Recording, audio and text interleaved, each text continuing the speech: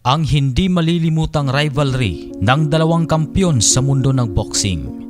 Puno ng kontrobersya yung unang tatlong laban ni Manny Pacquiao versus Juan Manuel El Dinamita Marquez, kung saan ang kanilang unang laban na ginanap noong 2004 ay nauwi sa tabla dahil po ang isang hurado na si Bert A. Clements ay nagkamaling iskuran si Pacquiao ng 10-7. Na sana ay 10-6 dapat dahil 3 beses pinabagsak ni Manny Pacquiao si Juan Manuel Marquez sa unang round na kung saan ay nararapat sana pala itong nagdala kay Pacquiao sa split decision win. Kung tama lang na ginawang score ni Bert Clements sa unang laban. Taong 2008 ay muling nagharap ang dalawang kampiyon na si Manny Pacquiao at Juan Manuel El Dinamita Marquez. At napabagsak na namang muli ni Manny Pacquiao si Manuel Marquez sa kanilang sagupaan kung saan ay panalo na si Pacquiao sa pamamagitan ng split decision. Pero sa kasamang pangyayari dito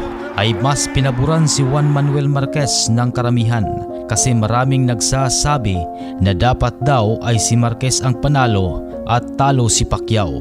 Katulad rin nito ang naganap noong pangatlong laban ni Pacquiao at Marquez, kung saan ay nauwi sa majority decision ang panalo ni Manny Pacquiao dito. At kumbinsido pa rin ang karamihan na dapat nga daw si Juan Manuel Marquez ang panalo, kabilang ang namayapang sports analyst na kung saan ay naniniwalang si Marquez ang panalo dito. Habang dumating na naman ang oras na muling magharap ang dalawang kampiyon at ito ay sa ika-4 na ng kanilang pagtatagpo. Sa pagkakataong ito, habang niluluto pa ang negosasyon sa nasabi nilang ika-4 na tapatan, ay tiniyak na ng Mexicanong kampiyon na hindi na aabot sa desisyon ng hurado ang kanilang laban.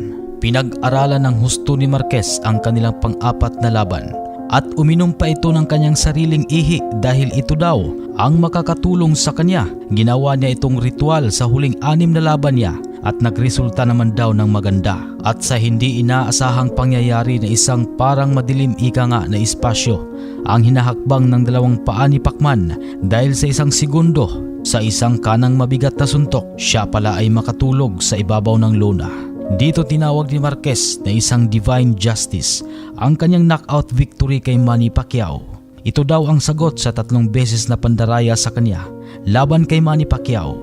Buong kumpiyansang sinabi ni Juan Manuel Marquez nang namura niya ang ating pambansang kamao matapos niyang patulugin. Sa kanyang pagdiwang sa mga oras na yun sa ring, sinabi daw sa kanya ng isang doktor na hindi bumangon ang ating pambansang kamao na si Manny Pacquiao sa mga sandaling yun. Tinignan daw niya si Pacman sabay sinabing, "F your mother."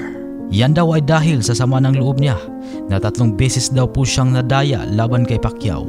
Pero dagdag pa niya, nagsisi daw siya sa kanyang ginawa. Ang sabi niya, ang kanilang rivalry daw ay lumala at naging personalan at natapos kung saan marami ang hindi makapaniwala.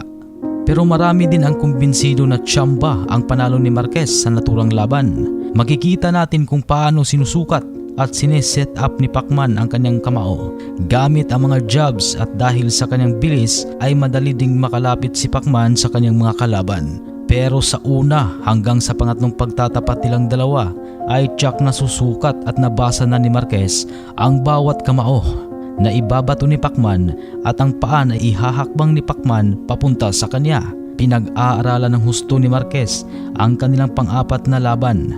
Sa oras ng kanilang tapatan sa lona, dalang-dala na dito ni Marquez ang aral ng 3 beses nilang tagpo. Mula sa unang round ay nagmamasid lang si Marquez hanggang matiempo at nakuha na niya ang tamang timing para sa kanyang binabalak. Ay natutupad na kanyang napabagsak at napatulog dito ang ating pambansang kamao. At tinuldukan na rin niya ang rivalry nilang dalawa.